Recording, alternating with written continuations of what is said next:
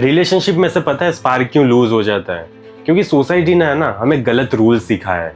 Society ने हमें सिखाया है कि यार तुम्हें है ना अवेलेबल रहना है लड़की के लिए, तुम्हें बहुत ज़्यादा एक्सप्लेन करना है, तुम्हें मैसेजेस करना है, तुम्हें कॉल करना है, अगर वो रूठ जाए, वो नाराज़ हो जाए तो तुम्हें मनाना है, अब कुछ भी करके उसको मनाना है। And you have to behave and be like a such a nice cutie cutie boy.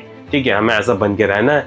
And फिर क्या होता है पता है, फिर लड़की हमें एक चीज़ बोलती है, अरे यार वैसे तुम हो तो बहुत अच्छे, लेकिन मुझे है ना तुम्हारे लिए कुछ फील नहीं हो रहा।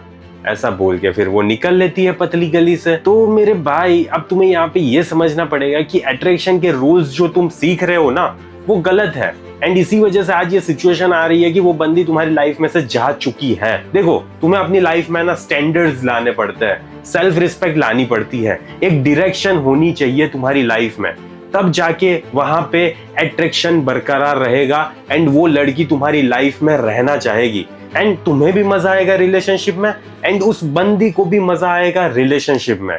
तो आज हम इन्हीं सारी चीजों के बारे में डिटेल में चर्चा करते हैं। तो चलो वीडियो को स्टार्ट करते हैं। Rule 1, never try to earn attraction. हमें क्या लगता है ना कि हमें अट्रैक्शन को अर्न करना पड़ेगा। एंड कैसे अर्न कर पाएंगे? बहुत ज्यादा अच्छा नाइस बनना है, हमें बहुत ज्यादा जल्दी जल्दी बंदी को रिप्लाई करना है। अगर वो कॉल पे मैसेजेस पे मिलने के लिए बोले एंड फिर लास्ट मोमेंट पे कैंसिल भी कर देना, तो भी वहां पे हमें डट के खड़े रहना है कि चलो ठीक है कोई इशू नहीं है, अगली बार कब मिलना है बताओ ना मुझे मैडम। हर चीज हमें प्लान करनी है, हर वक्त हमें अवेलेबल रहना है एंड उसके हर मूड स्विंग्स में हमें उसको समझना है। वो घंटा हमें नहीं समझेगी लेकिन हमें उसको समझना पड़ेगा। एंड धीरे धीरे सारी एनर्जी तुम्हारी चीख चीख के बोल रही है उस बंदी को, प्लीज चूज मी। जिस मूवमेंट पे बंदी समझ लेती है ना कि तुम्हारी वर्थ उसके अप्रूवल पे डिपेंड करती है, उसी मूवमेंट से अट्रैक्शन भी चला गया एंड तुम्हारी इज्जत भी। लड़की को फील होना चाहिए कि ये बंदा मेरे में इंटरेस्टेड है लेकिन मेरे पे डिपेंडेंट नहीं है। So at the end of the day मेरे भाई, इंटरेस्ट दिखाने में कोई दिक्कत नहीं है, लेकिन उस बंदी को अपना इमोशनल ऑक्सीजन बनाने में ना बहुत बड़ी वाली दिक्कत है। Rule 2, be ready to walk away. अब ये मोस्ट इंपॉर्टेंट चीज है, जो बंदा उसकी लाइफ में से वॉक अवे नहीं कर सकता ना वो ऑलरेडी हार चुका है। एंड हम बंदों का एक बहुत ही ज्यादा खराब सीन क्या है पता है, हम ऐसा सोचने लगते हैं कि हम जिस भी बंदी में इमोशनली इन्वेस्ट कर चुके हैं ना, तो हमारे दिमाग में यही ख्याल आएगा, अरे यार मैंने इस बंदी पे इतना ज्यादा टाइम खर्च किया है, इतना ज्यादा पैसा खर्च किया है, इतना ज्यादा एनर्जी दी है मैंने, इतना ज्यादा एफर्ट्स डाले हैं, अब उन सारी चीजों का क्या होगा? सो फिर तुम करते क्या हो? तुम उसकी लाइफ में तब भी प्रेजेंट रहते हो जब तुम्हें नहीं रहना चाहिए था। वो तुम्हारी इज्जत नहीं कर रही, वो तुम्हें मिक्स सिग्नल्स दे रही है, वो तुम्हारे साथ अच्छे से ट्रीट भी नहीं करती, अच्छे से एफर्ट्स भी नहीं डाल रही, ना ही कुछ भी तुम्हें तुम्हारे जो भी तुम जितनी ज्यादा वैल्यू डाल रहे हो उतनी ज्यादा कुछ भी नहीं कर रही वो, लेकिन फिर भी तुम उसकी लाइफ में रहोगे। एंड इससे तुम उसके ब्रेन को कैसे ट्रेन कर रहे हो पता है, ये बंदा कुछ भी कर लूं मैं इसके साथ, ये बंदा फिर भी मेरी लाइफ में रहेगा। एंड ऐसे टाइम में सबसे बेस्ट चीज क्या रहती है पता है, उसकी लाइफ में से ना चले जाना, वॉक अवे करना। एंड वॉक अवे ऐसा मत समझ लो कि बहुत ज्यादा ईगोइस्टिक बन रहे हो तुम। वॉक अवे का मतलब ये होता है कि तुम तुम्हारी सेल्फ रिस्पेक्ट को ज्यादा प्रायोरिटी दे रहे हो एंड तुम ऐसी जगह पे नहीं रह सकते जहां पे तुम्हारी रिस्पेक्ट नहीं है।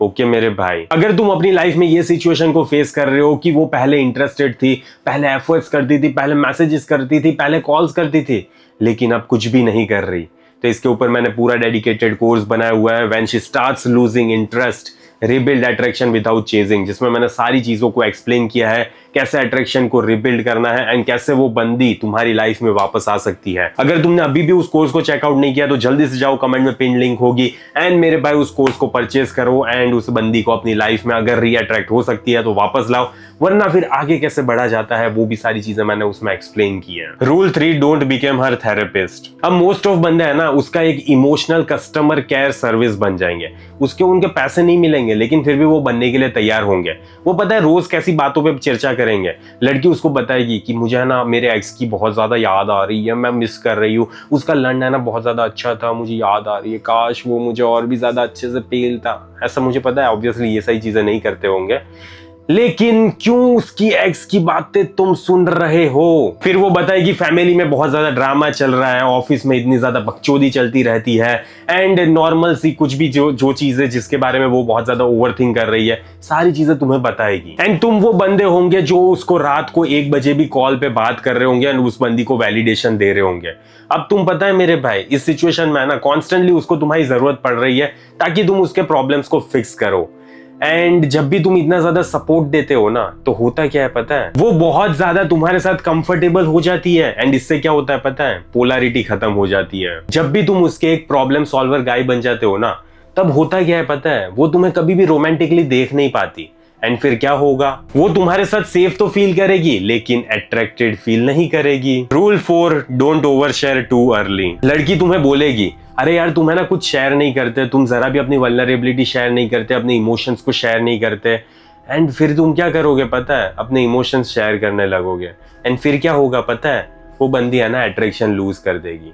तो यहाँ पे मैं ये नहीं बोल रहा कि अपने इमोशंस को छुपा के रखो, मैं बस ये बोल रहा हूँ कि फकिंग टाइमिंग बहुत ज्यादा मैटर करती है। एंड एक डिफरेंस होता है इमोशनल डेप्थ में एंड इमोशनल डंपिंग में। अगर एक हफ्ते में ही तुम उस बंदी से ये सारी चीजें बात करने लगे हो ना कि अरे यार उस बंदी ने मुझे ऐसे छोड़ दिया था, ऐसे अबेंडन कर दिया था, मेरे माँ बाप मेरे साथ ऐसे बिहेव करते हैं, एंड मुझे ट्रस्ट इश्यूज बहुत ज्यादा है, मेरी एक्स मुझे बहुत ज्यादा खराब तरीके से ट्रीट करती थी, एंड पता है क्या, मैं तुम्हें ना खोने से बहुत ज्यादा डरता हूँ। तो यहाँ पे तुम इंटीमेसी बिल्ड नहीं कर रहे, तुम यहाँ पे प्रेशर बिल्ड कर रहे हो। हेल्दी वल्नरेबिलिटी में क्लैरिटी भी होती है एंड इमोशनल कंट्रोल भी होता है, सिर्फ कंफ्यूजन एंड रीअश्योरेंस सीकिंग नहीं होता। एंड तुम मोस्ट ऑफ द टाइम ये गलत वाली चीज करते हो। एंड लड़कियां है ना, ये इमोशनल इंस्टेबिलिटी को बहुत ज्यादा जल्दी जल्दी पकड़ लेती है। Rule 5, never chase mix signals. अब ये चीज है ना तुम्हारे सालों साल बचा सकती है।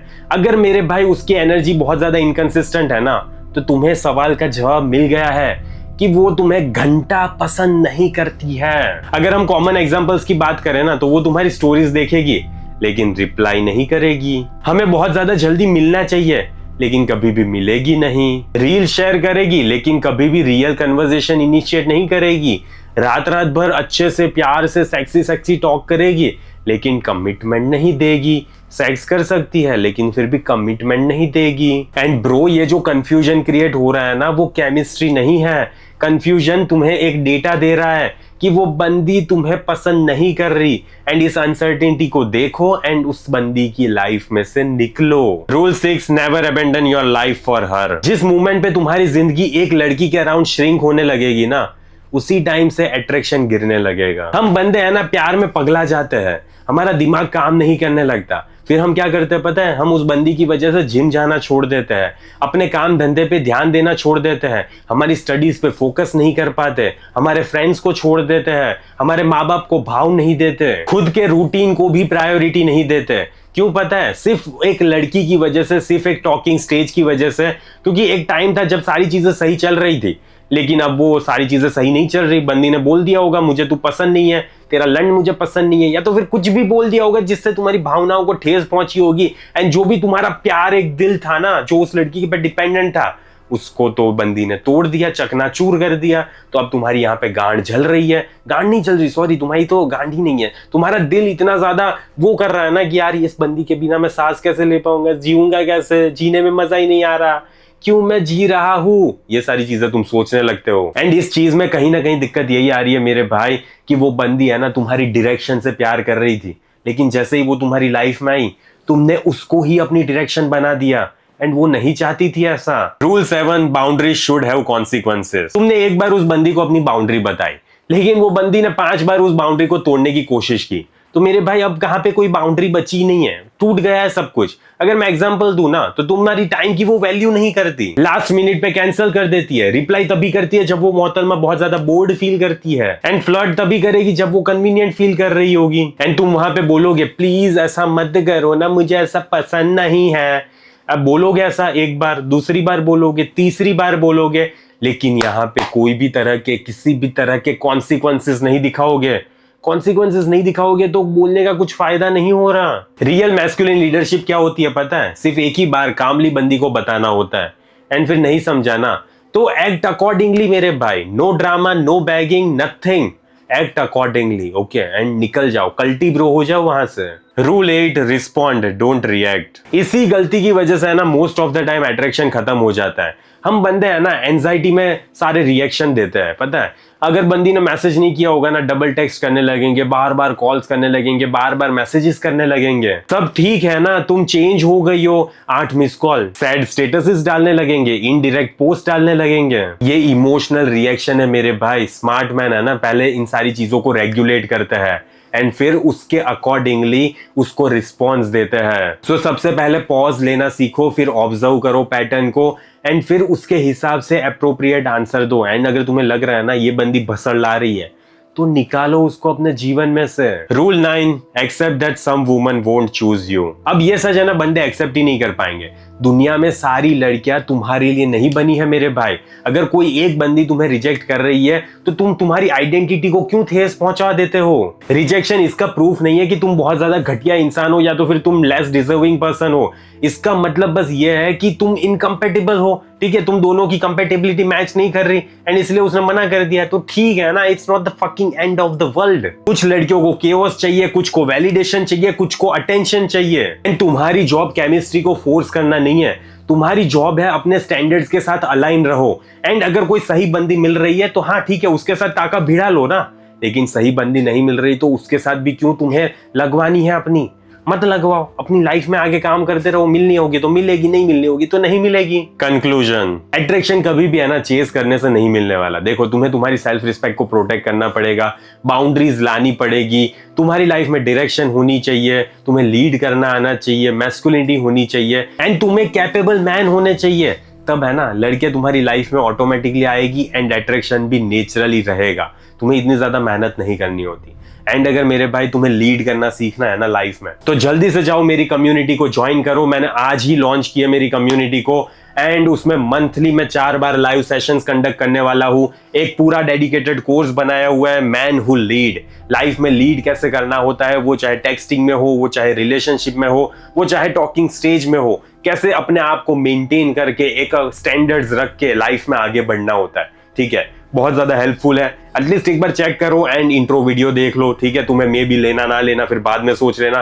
बाकी जस्ट एक बार नीचे कमेंट में पिन लिंक पे चेक कर लेना, ठीक है। मेरी वेबसाइट नहीं दूसरी वाली लिंक पे चेक कर लेना एंड कम्युनिटी को ज्वाइन करो मेरे भाई एंड मेंबर बनो, ओके। हम सारे लोग ब्रदरहुड ज्वाइन करते हैं एंड थोड़ा लाइफ में आगे बढ़ते हैं, ओके। एंड सही तरीके से रिलेशनशिप मेंटेन कैसे करनी होती है ये सारी चीजें हम सीखेंगे, मैं सिखाने वाला हूँ। ऑब्वियसली आंखें और कान खुली रखनी है तुम्हें, ठीक है, एंड सारी चीजों को इंप्लीमेंट करना है एंड सारी चीजें परफेक्टली चाहने लगेगी तुम्हारी लाइफ में। तो मुझे आशा है कि तुम एटलीस्ट लिंक को एक बार क्लिक करके देख तो लोगे कि मैं कौन सी कम्युनिटी है, क्या चीजें दे रहा हूं मैं तुम्हें।